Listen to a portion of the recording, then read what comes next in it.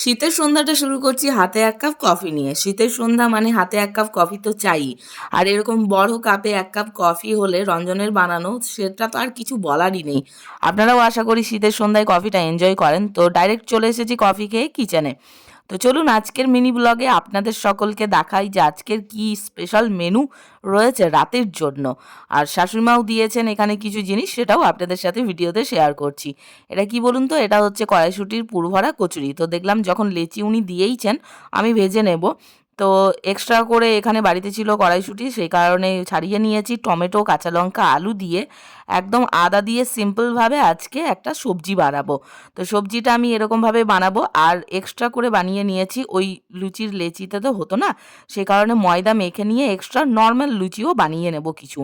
তো কড়াইশুঁটির কচুরি কারা কারা ভালোবাসেন খেতে অবশ্যই জানাবেন।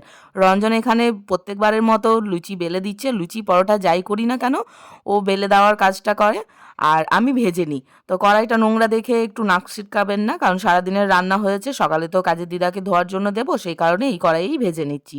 আর এক্সট্রা করে কড়াই লাগাইনি, যত লাগাবো তত তো তাকেও কষ্ট করে এই শীতের দিনে ধুতে হবে, তাই না? তো যাই হোক, লুচিগুলো এখানে গরম গরম ভাজি। কড়াইশুঁটির কচুরি ভাজার সঙ্গে সঙ্গে কি দারুণ যে গন্ধ বেরিয়েছে, মনে হচ্ছে কতক্ষণে খাবো। একদম সবুজ কচুরি হয়েছে, আর ভিতরে পুরের মধ্যে অনেক কিছু মশলাও দেওয়া আছে। যদি আপনাদের ভিডিও লাগে যে আমাদের বাড়িতে কীরকমভাবে শাশুড়িমা কড়াইশুঁটির কচুরি বানান, বলবেন অবশ্যই কমেন্টে জানালে আমি আবার নেক্সট টাইম শাশুড়িমাকে বলবো রেসিপিটা শেয়ার করতে। তো দেখুন এখানে সব লুচি ভেজে নিয়েছি। কড়াইশুঁটির কচুরির সাথে ময়দার লুচি নর্মাল সমস্তটা ভেজে নেওয়া হয়েছে, এবার খাওয়ার পালা। দেখুন এখানে তরকারিটাও রেডি করে নিয়েছি, একদম সাদামাটা তরকারির সাথে দিয়ে লুচি হবে। তো বেশিরভাগই খাওয়া হয় আলুর দম দিয়ে। আর কিছুক্ষণ পরেই শাশুড়িমা দিলেন এখানে নলেন গুড়ের বানানো পায়ের সাথে বিখ্যাত কালাকাঁদ মিষ্টি। নর্মাল কালাকাঁদ মিষ্টির ৩ ডবল সাইজ, ৩ ডবল দাম। আর খেতে যে কি টেস্ট কি বলবো, যারা খেয়েছে তারা জানে। তো এখানে রসগোল্লাও শাশুড়িমা আগের দিনকে দিয়েছিলেন, সেটা ফ্রিজে রাখা ছিল, ওইগুলো রেখে দিলাম, আজকে এটা খাবো।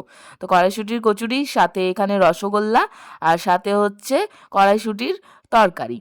তো কম্বিনেশনটা তো মারাত্মক। শীতকালের দিনে এরকম হলে আর কি চাই বলুন তো? আমার তো এরকম খাবার মানে প্রত্যেকদিন এত পরিমাণ খাবার হয়ে যাচ্ছে যে আর ডায়েট কন্ট্রোল কোনো মতেই হবে না এই জন্মে মনে হচ্ছে আমার।